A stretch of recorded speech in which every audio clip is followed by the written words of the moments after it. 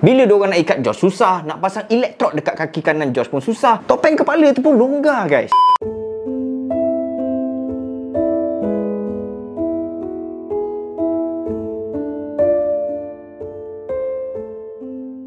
Assalamualaikum semua. Topik kita pada hari ini adalah berkenaan dengan seorang budak lelaki yang dihukum mati disebabkan dia didapati bersalah kerana membunuh dua orang budak perempuan. Masalah dia dekat sini guys, dia tak bunuh pun yang dua orang budak perempuan tu. Walaupun dia tak bunuh, tapi dia dikenakan hukuman mati juga. Nama budak lelaki tu adalah Josh Tinney Jr. yang dimana dia baru je berusia 14 tahun masa dia disabitkan hukuman mati tu guys. Benda ni berlaku pada tahun 1944 di South Carolina di US. Yang paling tak boleh belah sekali guys, biasa kalau dekat mahkamah tu, kalau korang nak tahulah, kalau hakim nak jatuhkan hukuman yang berat ni memang akan ambil masa yang lama tau guys. Tapi untuk kes ni hakim jatuhkan hukuman mati ke atas Josh tu dengan hanya ambil masa selama 10 minit je guys. Dalam masa 10 minit je hakim buat keputusan hukuman mati terhadap Josh. And 70 tahun selepas tu barulah dapat tahu yang Josh tu tak bersalah guys. Jom kita discover this case.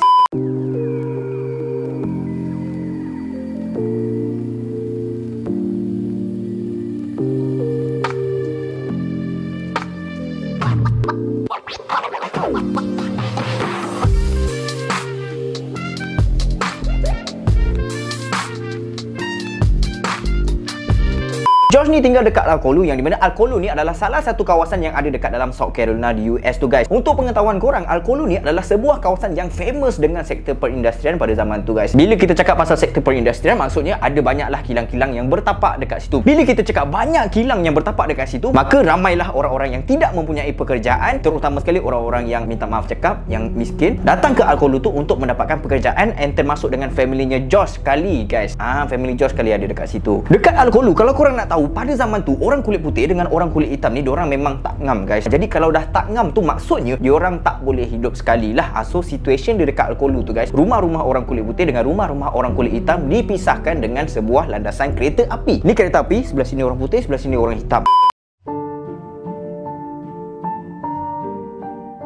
Pada bulan Mac 1944, dua orang budak perempuan yang bernama Betty June Binnicker yang berumur 11 tahun dan seorang lagi adalah Mary Emma Thames berumur 7 tahun. Diorang berdua ni, si Betty dengan si Emma ni guys, diorang keluar daripada rumah diorang untuk mencari bunga. Si Betty dengan Emma ni guys, diorang keluar rumah masa tu dengan menaiki basikal tau. And masa diorang tengah bawa basikal tu, diorang pun terserempak lah dengan Josh. Time tu Josh ni tak berseorangan sebab time tu Josh ni bersama-sama dengan adik perempuan dia yang bernama Amy. And then bila si Betty dengan Emma terserempak dengan Josh dan adik dia si Amy tu, si Betty dengan Emma pun tanyalah dekat Josh sama ada Josh tahu tak dekat mana ada bunga yang diorang tengah cari time tu guys. Sebab si Betty dengan Emma ni dah cari dekat banyak tempat bunga tu, tapi diorang tak jumpa pun bunga tu. Diorang pergi sini tak jumpa, diorang pergi sana tak jumpa, diorang pergi depan tu tak jumpa. So dia dah alang-alang tu terjumpa dengan Josh, dia berhenti kejap, dia tanya dengan Josh, dekat mana ada bunga ni? So bunga apa yang si Betty dengan Emma ni cari guys? Bunga tu adalah sejenis bunga yang bernama passion flower, and passion flower ni menghasilkan sejenis buah yang bernama maypops, yang di mana buah maypops ni guys boleh dimakan tau. Kau buat yang kan bunga tu, lepas tu dia menghasilkan buah, and then buah tu boleh dimakan. So this is just your side info je lah, sebab bunga tu tak ada kaitan pun dengan kes ni guys. Jadi lepas je Betty dengan Emma tu tanya dekat Josh, and then diorang pun bawa haluan masing-masing, dan juga itu adalah kali terakhir Betty dan Emma dilihat, sebab selepas tu diorang tak balik ke rumah langsung guys. Bila mak bapak diorang dapati yang anak diorang tak balik ke rumah, perkara ni terus dihebahkan satu kawasan Alcolu tu, and beratus-ratus orang penduduk Alcolu datang untuk membantu mencari Betty dan Emma yang didapati hilang tu guys. Termasuk dengan bapaknya Josh sekali ada pergi cari sekali anak si member dia tu lah. Bukan member lah, orang yang kat situ, si Emma dengan si Betty tu guys. Cari.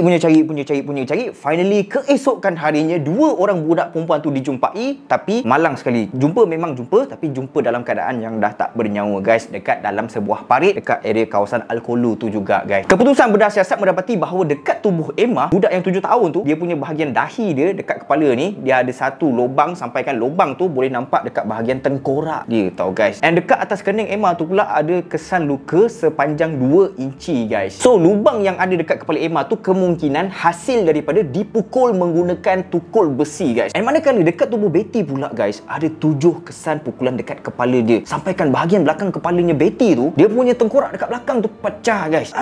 Ngeri babe. Kemungkinan alat yang digunakan tu sama dengan alat yang digunakan kepada Emma, iaitu tukul besi tu guys. Maybe. Beberapa hari kemudian ada satu kabar berita yang tersebar, satu kawasan Al-Qolu tu yang di mana ada orang-orang kawasan Al-Qolu ni ternampak dua orang budak perempuan tu ada singgah dekat sebuah rumah orang putih tau. And rumah orang putih yang budak tu singgah adalah antara orang yang famous jugalah dekat kawasan Al-Qolu tu tau. Tapi perkara ni tak dapat disahihkan. Pada satu hari, polis ada dapat satu info yang di mana ada orang awam nampak bahawa masa hari yang Betty dengan Emma tu hilang, sebelum hilang tu, orang awam nampak yang Josh ada berbual dengan dua orang budak tu guys. Macam Kira ceritakan tadi tu guys. So bila polis dapat info ni, diorang tak cakap banyak tau. Diorang terus pergi gegar rumahnya Josh, and tak cakap banyak juga, diorang terus gari tangan Josh and bawa dia ke balai polis. Sampai je dekat balai polis, Josh terus disoal siasat tanpa mak bapak dia, tanpa peguam, tanpa saksi ataupun tanpa siapa-siapa selama berjam-jam guys. Dia kena soal siasat tu. Lepas je polis dah settle soal siasat, diorang pun buat satu statement yang di mana Josh ni mengaku bahawa dia yang pergi bunuh Betty dengan Emma tu guys. Sebab apa Josh pergi bunuh diorang? Sebab Josh tak dapat buat hubungan seks dengan salah seorang budak perempuan tu guys. Itu apa yang polis cakap guys. Siapa polis tu? Polis tu bernama HS Newman, yang di mana dia ada buat satu kenyataan yang ditulis dengan menggunakan tulisan tangan berbunyi macam ni guys. Saya telah menangkap seorang budak lelaki yang bernama Josh Tini. Dia kemudiannya mengaku dan bagi tahu saya di mana untuk mencari alat yang digunakan untuk mencederakan mangsa. Ianya terletak di dalam parit kira-kira 6 kaki daripada basikal budak perempuan tu.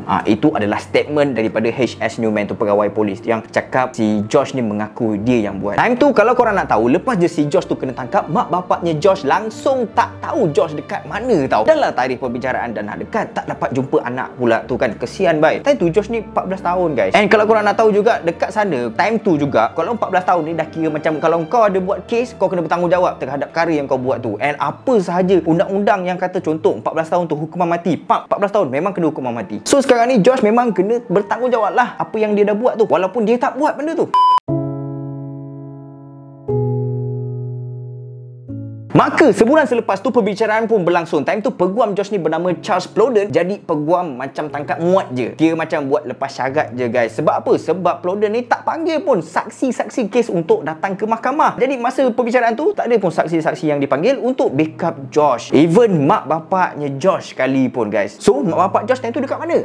Mak bapak Josh pula dah dapat ugutan daripada orang-orang kulit putih. Kalau diorang datang ke mahkamah, diorang akan diapa-apakan. Macam kena pukul ke, kena bunuh ke. So mak bapak Josh pun jadi takut lah guys bila dah dapat ugutan macam gitu. Diorang rasa macam diorang dah terancam tau. And kalau korang nak tahu, time perbicaraan tu berlangsung seramai 1,500 orang yang hadir ke mahkamah time tu guys. Josh dikelilingi oleh orang-orang yang tak dikenali. Dia seorang je time tu. Tak ada siapa-siapa yang dia kenal dekat dalam tu guys. Kau dapat imagine tak? Kesian gila doh. So keputusan hakim ke atas Josh adalah hukuman mati yang dibuat selama 10 minit je. Dekat South Carolina tu guys, diorang ni buat bantahan yang gila-gila punya tau. Diorang bantah terhadap hukuman mati yang dikenakan kepada Josh. Diorang tuntut Gubernur time tu yang bernama Olin Johnson untuk memberikan pengampunan ke atas Josh. Beratus-ratus surat dan telegram yang sampai dekat office Gubernur. Tapi hampir nothing, no action. Tak ada apa-apa langsung action daripada Gubernur tu guys.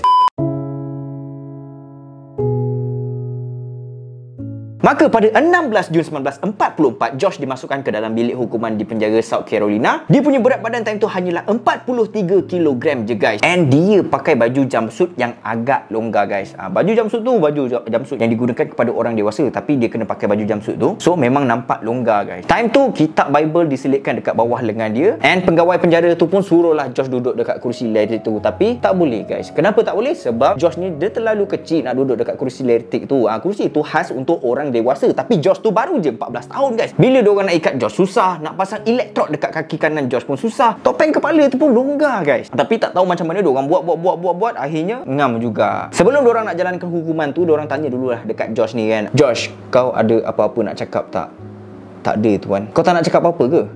Tak nak tuan. And that's all je conversation yang final tu. Maka pegawai pun hidupkan switch and elektrik yang berjumlah 2,400 volt mengalir satu badan Josh. Topeng dekat kepala Josh yang dia pakai tadi tu sampai terbang mat benda tu. Time tu mata Josh ni terbeliak dengan muka yang sebab air liur dia terkeluar daripada mulut yang disaksikan oleh orang-orang yang ada dekat dalam bilik hukuman tu. Selepas 2 kali pancaran elektrik dibuat, semuanya berakhir guys. Tuduhan bunuh Josh terhadap Betty dan Emma digugurkan selepas 70 tahun guys, iaitu pada tahun 2014. Masa tu adik-beradik Josh buat satu statement yang di mana Josh dipaksa untuk mengaku dia yang bunuh padahal dia tak bunuh pun. And masa kejadian tu berlaku, Josh bersama-sama dengan Amy sebab diorang kena jaga lembu keluarga diorang.